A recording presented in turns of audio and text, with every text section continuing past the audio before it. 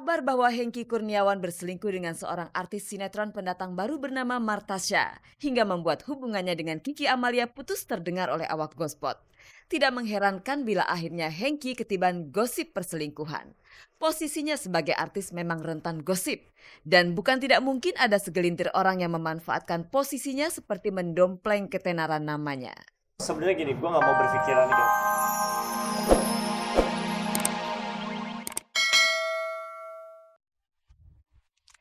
Selamat pagi pemirsa, selamat bergabung kembali di Gospot. Saya Nela Ana akan menghantarkan gosip-gosip serta berita-berita pilihan dari kalangan selebriti untuk Anda. Tak ada yang ditambahi, tak ada yang dikurangi, dan tak ada yang memanas-manasi. Dan seperti biasa pemirsa, ada kuis berhadiah 3 juta rupiah untuk 3 orang pemenang. Kalau Anda mau hadiahnya, jawab pertanyaan kuisnya. Caranya mudah sekali, ketik G spasi jawaban A atau jawaban B dan kirimkan via SMS ke nomor 6288. Jadi simak beritanya dan jawab pertanyaan kuisnya di akhir tayangan nanti. Bersama Gospot Anda tak perlu was-was ketinggalan berita. Dan pemirsa, inilah sajian segar dari meja redaksi Gospot untuk Anda yang memang haus akan berita-berita dari dunia selebriti.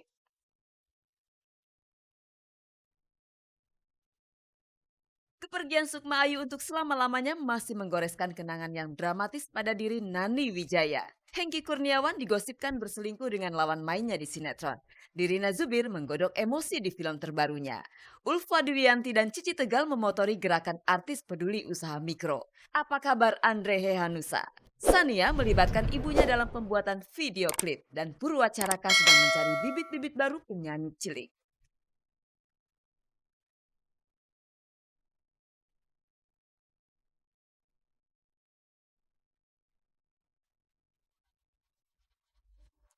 Pemirsa, seakan menandai 2 tahun kepergian almarhumah Sukma Ayu, Nani Wijaya ibunya menggagas sebuah gerakan yang dinamai Gerakan Nasional Keselamatan Pasien. Misi Nani Wijaya tak lain adalah memberikan kepastian hukum kepada para korban malapraktek. Apakah kepedulian Nani Wijaya dilatar belakangi oleh penyebab kematian almarhumah yang juga diduga kuat disebabkan oleh malapraktek? Untuk lebih jelasnya, simak saja beritanya, ini dia.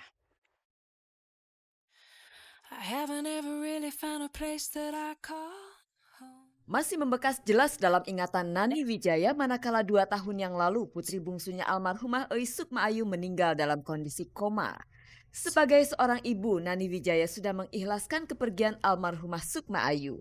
Meski masih tersisa pertanyaan, mengapa Sukma mendadak jatuh koma padahal sebelumnya almarhumah tidak mengidap penyakit serius?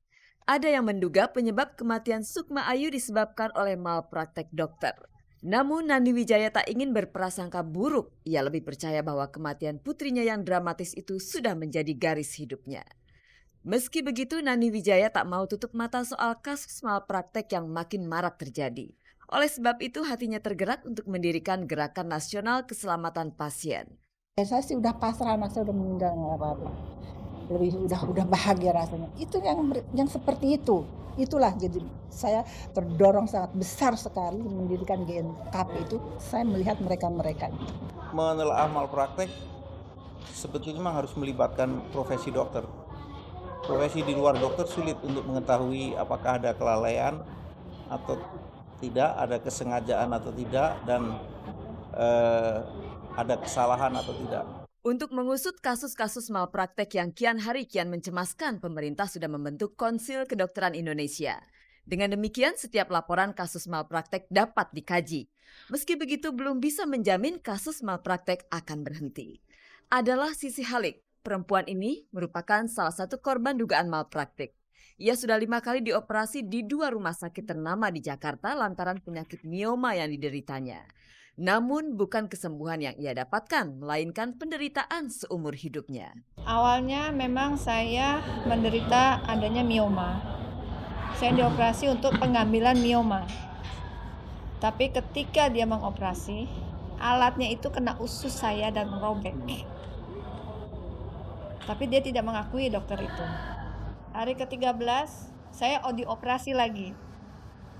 Dioperasi lagi, dibuatlah yang namanya kolostomi, yaitu pembuangan di perut.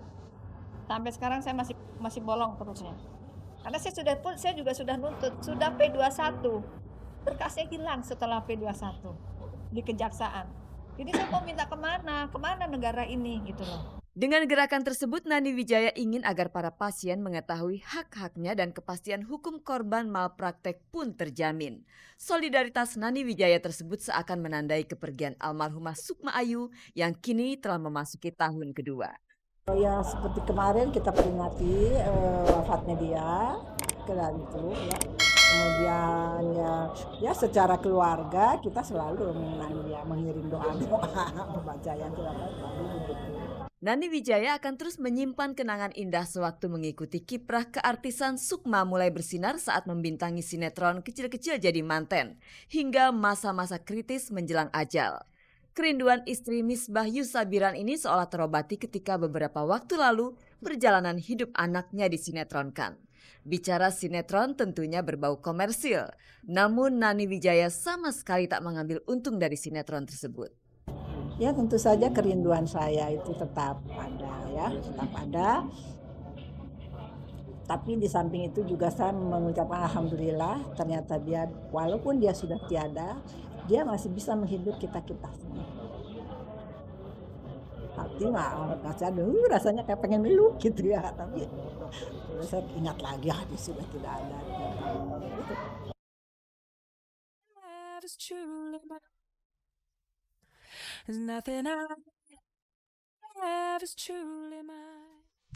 Pemirsa, hubungan asmara Hengky Kurniawan dengan Kiki Amelia santer dikabarkan putus. Kabar miring seputar kehadiran wanita idaman lain menjadi dugaan kuat di balik kabar putus hubungan dua sejoli itu. Sosok perempuan berparas cantik bernama Martasha disebut-sebut sebagai gandengan baru Hengky Kurniawan. Saat dihubungi oleh awak Gospot, Martasha menunjukkan bukti SMS mesra yang dikirim oleh Hengky Kurniawan. Bagaimana kelanjutannya?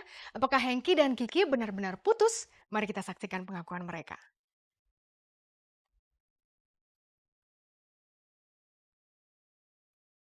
Kabar bahwa Hengky Kurniawan berselingkuh dengan seorang artis sinetron pendatang baru bernama Martasha hingga membuat hubungannya dengan Kiki Amalia putus terdengar oleh awak Gospot. Tidak mengherankan bila akhirnya Hengky ketiban gosip perselingkuhan. Posisinya sebagai artis memang rentan gosip dan bukan tidak mungkin ada segelintir orang yang memanfaatkan posisinya seperti mendompleng ketenaran namanya. Sebenarnya gini, gue nggak mau berpikiran negatif sama siapapun karena semakin gue berpikiran negatif nanti semakin rame. Yang jelas yang bikin gue aneh adalah gue baru kenal dia 3 kali syuting. Tiba-tiba teman-teman wartawan ngejar-ngejar gue katanya gue lagi dekat. Dan itu nggak mungkin gue yang menghembuskan yang pertama kali gue bilang ke orang-orang, nggak mungkin. Jadi pasti ada seseorang yang mungkin, ya gue nggak mau berpikir negatif tapi mungkin ada seseorang yang sengaja untuk bikin masalah itu jadi besar. Sebenarnya simpel-simpel aja sih, sebenarnya nggak perlu besar-besarin. Deket waktu itu gara-gara syuting bareng terus tukeran nomor telepon, ya udah akhirnya dia sering telepon, dia juga sering dateng, udah nggak. Habis itu kan ada masalah kayak gini, ada masalah terus ditelepon sama Kiki sama orang tuanya Hengky, terus juga ya jadinya ribet gitu kan, udahlah gitu loh, toh ngomongannya juga nggak ngenakin kan, ngomongan yang si Kikinya sama orang tuanya nggak ngenakin juga gitu loh, dia udah. Oh no, what she say? Enggak lah, aku nggak pernah. Aku akuin aku pernah telepon dia. Dan aku telepon juga itu cuma nanya, pakai assalamualaikum Martasha, ini saya Kiki, saya ceweknya Hengky. Saya dapat kabar dari beberapa wartawan, katanya kamu lagi dekat sama Hengky. Sejauh mana sih hubungan kamu sama Hengky? Cuman itu. Menurut pengakuan Martasha, selama ia dan Hengky terlibat syuting sebuah sinetron, Hengky mencoba segala cara untuk mendekatinya.